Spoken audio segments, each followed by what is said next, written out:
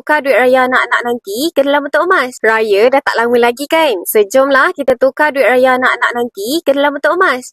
Ini adalah manfaat utama kenapa kena simpan duit raya anak-anak ni dalam bentuk emas. Yang pertama adalah nilai emas ni dia stabil dan tak susut. Emas adalah aset yang kalis inflasi berbanding dengan duit kertas yang boleh susut nilai. Jadi, emas ni dikekalkan kuasa beli dalam jangka masa panjang. Yang kedua, duit raya ni kalau kita simpan dalam bentuk emas, dia lebih selamat.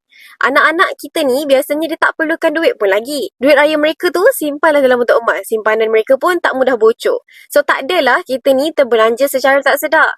Yang ketiga adalah pertumbuhan nilai emas untuk jangka masa panjang. Emas ni dia cenderung untuk meningkat dalam tempoh masa jangka panjang. Contohnya kalau harga emas 10 tahun lalu lebih rendah berbanding hari ini. Ini maknanya simpanan emas anak kita akan berkembang dengan lebih baik berbanding simpanan tunai untuk jangka masa panjang.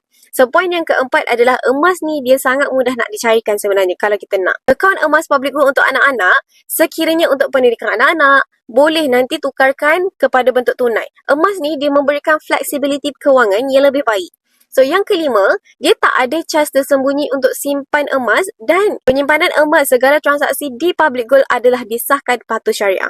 Jadi, berbeza dengan emas simpanan kita yang biasa yang mungkin dikenakan cas tahunan ataupun cas lain. So, akaun emas public gold ni tak kenakan yuran kepada penyimpan emas. So, ia juga patuh syariah dan ini menjadikan pilihan yang terbaik untuk mereka yang mengutamakan tentang hukum. Yang keenam adalah mendidik anak mengenali kewangan dan pelaburan. Dengan menabung emas, anak kita akan tahu tentang kepentingan menyimpan dan melabur sejak kecil. Berbanding hanya membiarkan mereka simpan dalam bentuk wang tunai.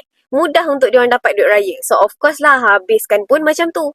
Sebagai ibu bijak, bukalah akaun emas lebih awal supaya raya nanti kita boleh terus masukkan sahaja duit raya anak kita tu ke dalam tabung emas public gold junior account. Toma boleh isi form sign up saya dekat bawah untuk saya guide Tomboan cara dan langkah yang terbaik menabung emas di public gold sesuai dengan bajet Tomboan masing-masing.